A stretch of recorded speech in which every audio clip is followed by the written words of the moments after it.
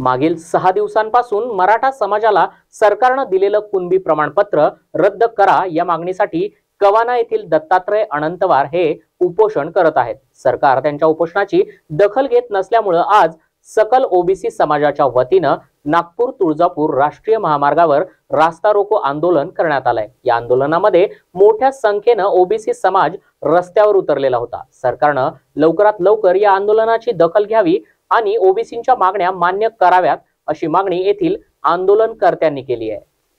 रोको करण्यात आले, नेमक्या काय भावना आहेत? दत्तात्रय अनंतवार काका येथील कवाने येथे उपोषणाला बसलेले आहेत। आमचं एकच म्हणणं आहे की आमच्या ओबीसीतून आरक्षण मराठा समाजाला देऊ नये आणि जे कुणबी मराठा त्यांनी जे खोटं काही नकल चालू आहे तर ते थांबलं पाहिजे, तात्काळ थांबलं पाहिजे। 7 दिवस झाले त्यांच्या अन्नाचा कण सुद्धा त्याच्या पोटामध्ये नाही।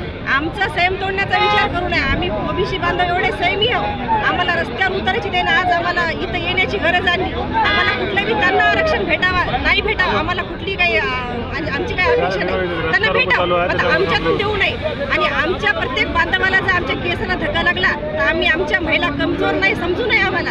आम्ही आज फक्त इथं आम्ही दोघी-तिघी जणी आलेले आहोत। सगळा आमचा ओबीसी समाज रस्त्यावर उतरून काय करणार नाही आणि काय करेल हे तुम्ही समजून घ्या, कारण आम्ही आमचा संयम तुटला तर आम्ही काही करेल याचं काही सांगू शकत नाही।